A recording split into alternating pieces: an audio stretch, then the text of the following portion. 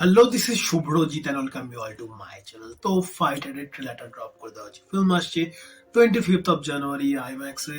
কারা কারা এক্সপিরিয়েন্স করতে চলেছেন এবং এই ফিল্মটা কতটুকু আইম্যাক্সে দেখবার জন্য আপনাদের মনে হচ্ছে অবশ্যই কমেন্ট বক্সে জানতো। এটা প্রবলি ইন্ডিয়ার সেকেন্ড এরিয়াল ফিল্ম হতে চলেছে আফটার তেজাস। তেজাস আমার দেখা নেই, অনেকেই দেখেছেন এবং তার মিক্সড রেসপন্স পেয়েছি, মোস্টলি খারাপের দিকে এসে রেসপন্সগুলো। দেখা যাক তারপর এই ফাইটার, যেটা আমার অ্যাটলিস্ট ইন্ডিয়ান কোনো এরিয়াল ফিল্ম ফার্স্ট আমার দেখা হতে চলেছে।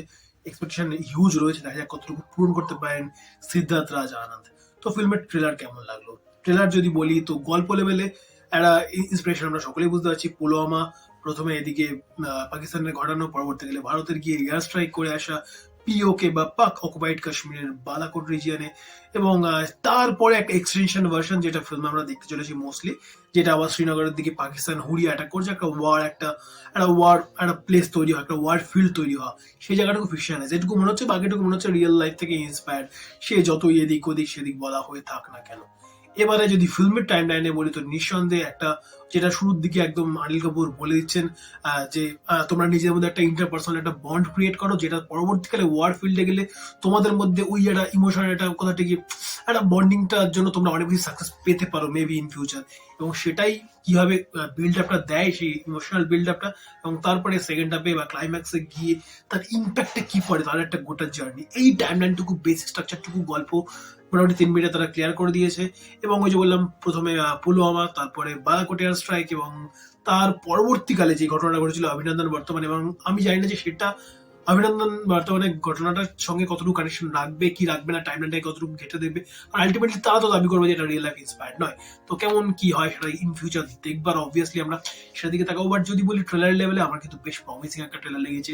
অ্যাকশন গুলো স্লিক, মানে একটা রয়েছে হেলিকপ্টার, দুটো রয়েছে, একটা হেলিকপ্টার তার মধ্যে রয়েছে দীপিকা পাড়ুকোন, উপর থেকে জেটটা নিয়ে জাস্ট বেরিয়ে যায়, একদম একটা ক্লোজ নেক টু নেক একটা রিজিয়ন থেকে বেরিয়ে যায়। তখন দীপিকা চিল্লাচ্ছে হোয়াট দ্য হেল, এবং তখন এসে বলছে কনফিডেন্ট, না অ্যারোগেন্স, বলছে নো কনফিডেন্স, বলে ওই সোয়াগ নিয়ে বেরিয়ে যায়। ওটা হয়তো ঋত্বিক রোশন সুলভ একটা সোয়াগ ছিল।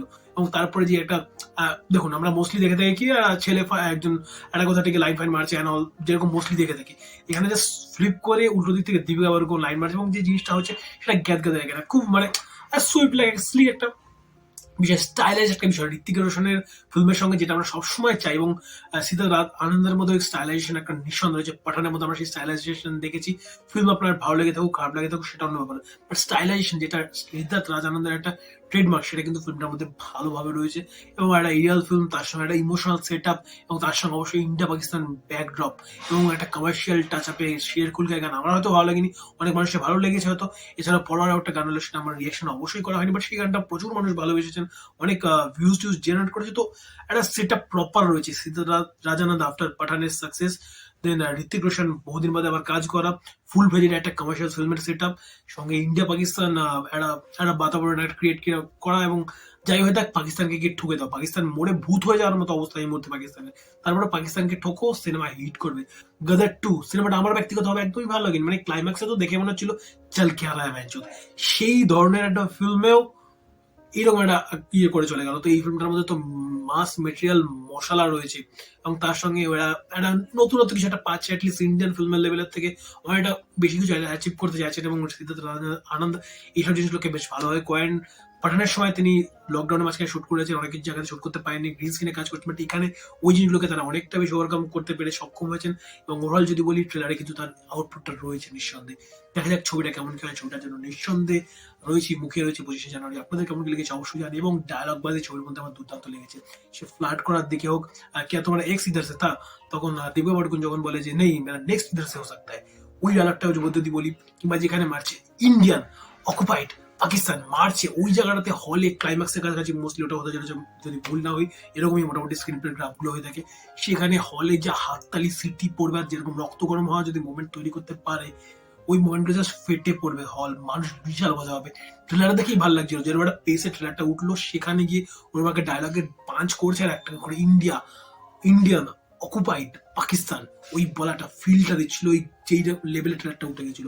ফিল্মটা ভাবুন তো, ক্লাইম্যাক্স একটা সেই পেজে রয়েছে, সেইখানে ডায়লগটাকে ডেলিভারি করছেন ঋত্বিক রোশন। এই ডায়লগ বাজিগুলো আমার বেশ ভালো লেগেছে। সঙ্গে এতগুলো অ্যাসপেক্ট আমাকে বেশ ভালো একটা প্রেজেন্টেবল ট্রেলার লাগিয়েছে এবং আইম্যাক্স এক্সপিরিয়েন্স করার মতো ট্রেলার অ্যাটলিস্ট আমার ফিল হয়েছে যে লেভেলের ভিজুয়ালস অ্যাটলিস্ট প্রোভাইড করছে ট্রেলার লেভেলে।